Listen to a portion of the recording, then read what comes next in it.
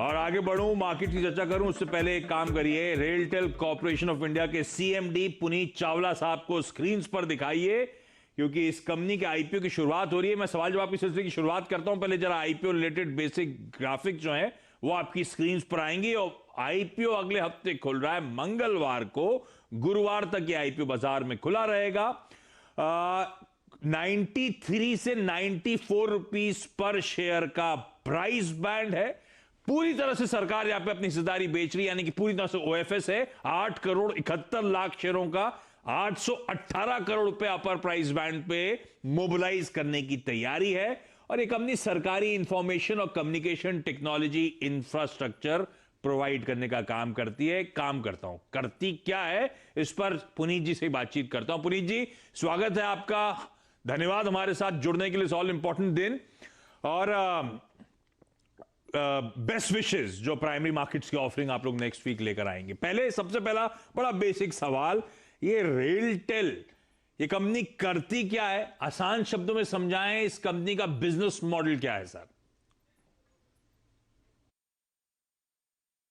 हाँ जी, धन्यवाद।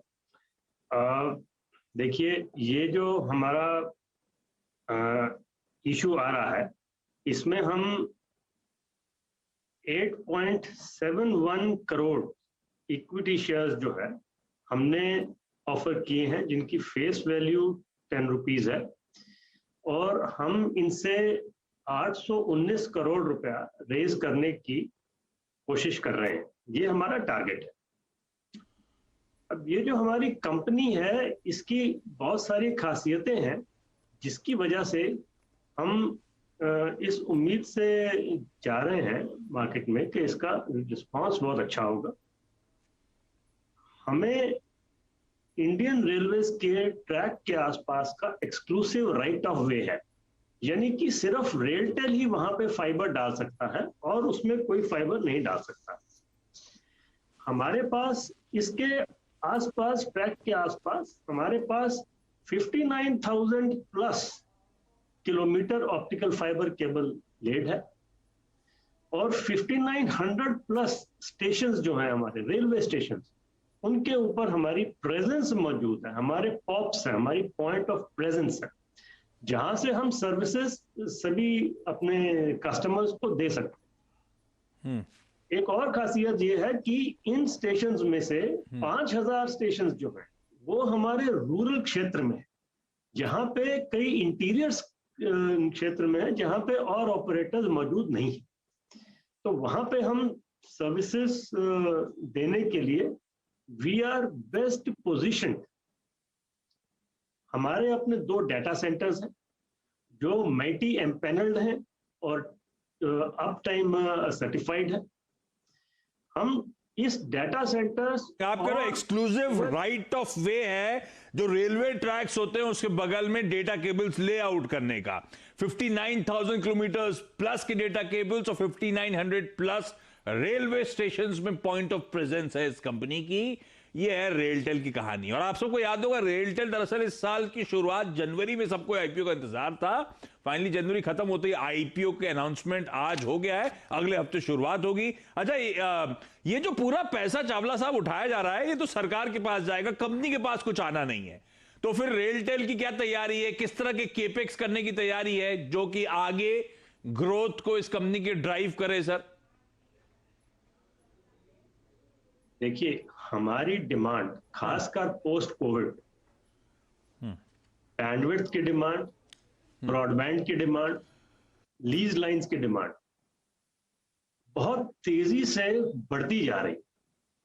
एक उदाहरण के तौर पे, हमारे अप्रैल 2020 में हमारे ब्रॉडबैंड के कस्टमर्स की संख्या इट वाज 1.1 लाख। अब ये बढ़ के इस समय 3.2 लाख हो गई। तो आप देख सकते हैं कि किस तरीके से इनमें वृद्धि हो रही है।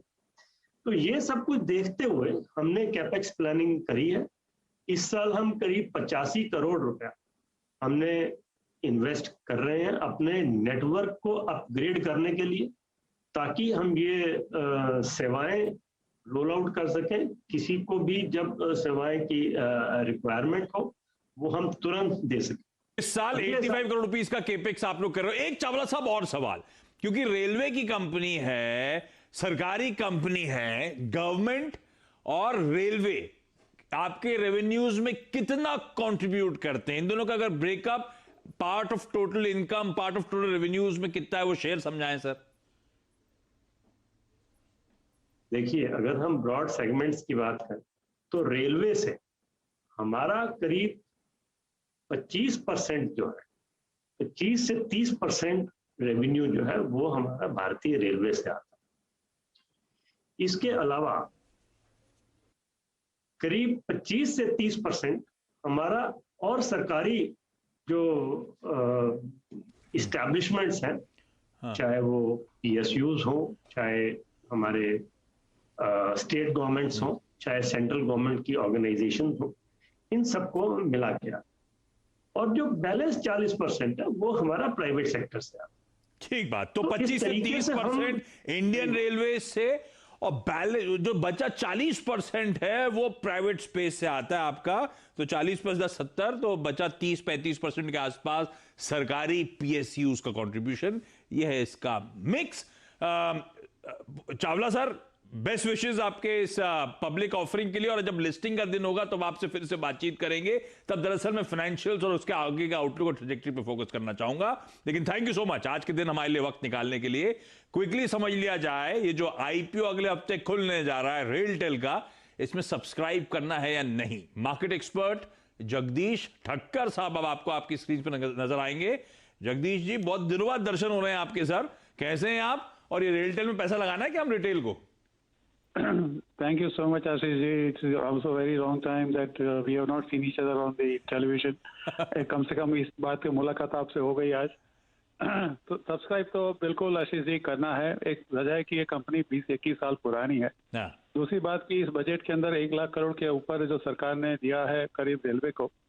तीसरी बात, कुछ 2024-25 तक 110-112 प्राइवेट ट्रेन रन करेगी, और उसी समय तक वहाँ पे बुलेट ट्रेन भी चालू हो जाएगी।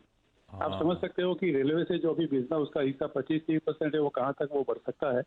मुझे लगता है कि जो है अभी उसको कोई आइडेंटिटी नहीं मिली, इससे ओएफ से कम कंपनी को एक अपनी पहचान मिल जाएगी। सब्सक्राइब का मेरा पूरा रिकमेंडेशन है, शॉर्ट लॉन्ग टर्म दोनों के लिए। तो आप जरूर सब्सक्राइब करें। ओएफएस है, छोटा है, लेकिन अगर आपका नसीब हो तो आपको शायद मिल सकता है। आप लिस्टिंग गेन के लिए नहीं, लेकिन लॉन्ग टर्म गेन के लिए डेफिनेटली सब्सक्राइब करें। हाँ, ये एक इशू है आजकल, हम लोग का नसीब चल नहीं रहा है। हम रिटेल के पास तो कुछ आता ही नहीं है सर। लेकिन ठीक है, रेलटेल के लिए एक थम्स अप है, सब्सक्राइब करना है। छोटी अवधि, लंबी अवधि, किसी भी पर्सपेक्टिव के लिहाज से एक थम्स अप है, पैसा लगाइए। जगदीश जी, धन्यवाद आपका। क्विकली अब जेके पेपर के प्रेसिडेंट और डायरेक्टर एएस मेहता अब आपको आपकी स्क्रीन पर नजर आएंगे। मेहता साहब, स्वागत है सीएनबीसी आवाज पर आपका।